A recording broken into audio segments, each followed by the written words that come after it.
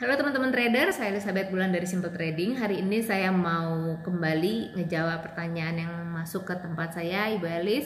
Saya seorang newbie, bisakah saya menggunakan teknik scalping seperti yang Ibu ajarkan? Begini teman-teman semua, kalau saya boleh jujur, sebenarnya scalping itu tidak diperuntukkan untuk Anda yang newbie. Kenapa? Karena untuk scalping, jujur pasti tekanannya jauh lebih besar, ya, lebih stressful. Kemudian membutuhkan konsentrasi yang tinggi. Anda pun harus fokus. Ibaratnya tuh mata sama otak benar-benar ada di chart, nggak bisa ke distract dengan yang lain.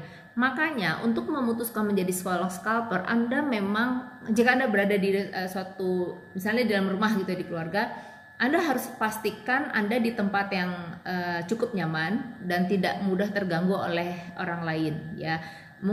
Ada baiknya Anda memberitahukan pada keluarga Anda kalau saya lagi jam segini sampai jam segini nggak bisa diganggu dulu ya. Korbankan 1 jam 2 jam, tetapi Anda fokus, ya. Biasanya para scalper menggunakan pukul 7 sampai 9 atau 7 sampai 10 malam WIB, ya, ketika market Amerika itu open. Kenapa? Karena di sana volatilitas harga bergerak sangat begitu cepat. Oleh karena itu memang Anda membutuhkan itu tadi fokus, konsentrasi, dan tingkat stresnya pun pasti lebih tinggi. Anda harus bisa cepat di dalam mengambil keputusan. Nah, untuk mengambil keputusan ini berarti Anda harus mengetahui strategi-strategi trading dong. Jadi kalau para newbie, kenapa saya bilang enggak? Karena saya tidak yakin apakah para newbie tersebut sudah benar-benar menguasai semua teknik-teknik atau strategi di dalam trading.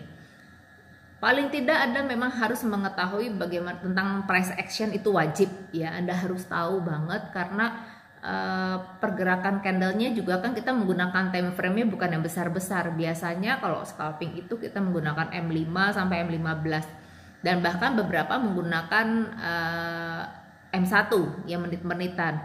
Nah, kalau udah menit-menitan, teman-teman pasti tahu sendiri pergerakannya pasti sangat cepat. Nah, di dalam kecepatan tersebut Anda harus berani mengambil keputusan entry atau enggak. Kemudian untuk take profit atau exitnya pun Anda harus cepat memutuskan exit di profit tersebut atau exit untuk cut loss.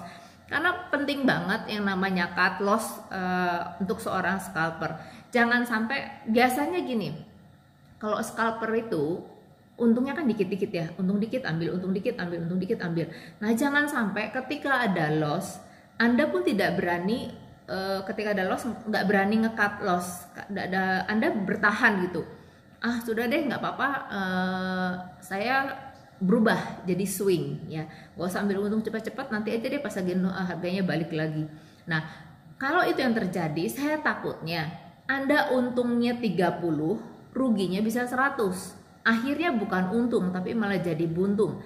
Makanya tadi saya katakan untuk menjadi seorang scalper benar-benar harus berani di dalam mengambil suatu keputusan.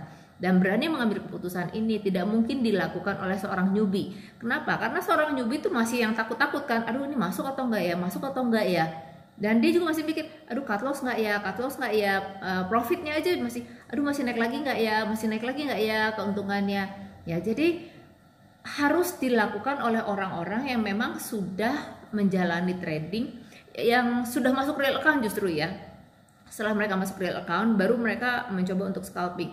Saya tidak pernah menyarankan Anda untuk demo di gini. Kalau masih oke deh di demo udah bisa nih tentang scalping, kemudian masuk ke real account, baru deposit pertama kali terus memutuskan oke, saya mau scalping. Buat saya terlalu riskan, ya, terlalu riskan. Karena untuk trader pemula itu sebaiknya gunakan time frame yang agak lebih besar, ya. Jangan menggunakan yang scalping karena itu tadi risikonya terlalu tinggi dan Anda belum berpengalaman di sana. Kalau sudah mengalami risiko dan sudah mengalami loss yang cukup besar, biasanya Anda sudah mulai mengetahui, oh, target profit itu sekian, dan emosinya pun sudah bisa lebih dikontrol istilahnya, ya.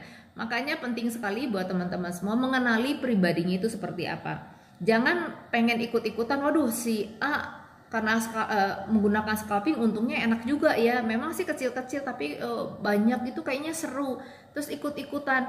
Belum tentu loh, teman-teman semua harus pertimbangkan ya dari resikonya itu. Karena resiko itu kan adalah hal yang pasti. Nah, Anda berani nggak untuk mengambil keputusan tersebut? Anda berani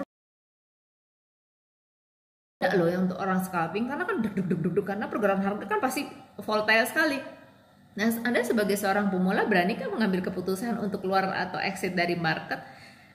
Oleh karena itu ada banyak hal yang harus diperhatikan dan dipertimbangkan sebelum Anda memutuskan menjadi seorang scalper.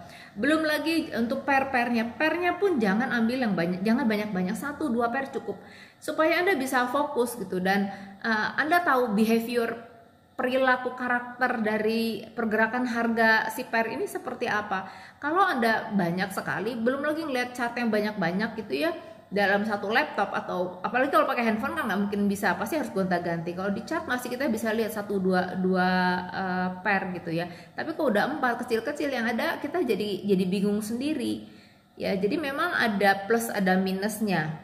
Nah, buat saya semuanya tergantung pada teman-teman semua, karena saya selalu mengatakan bahwa jadilah trader mandiri, jangan menjadi trader yang ikut-ikutan. Jangan terlalu melihat si A enak begini tuh saya juga harus, nggak bisa ya. Jadi seorang trader tuh benar-benar untung sendiri, rugi sendiri, analisanya juga sendiri. Memang kita bisa belajar dari orang lain, tapi pada akhirnya kita memang harus berani mengambil keputusan itu sendiri.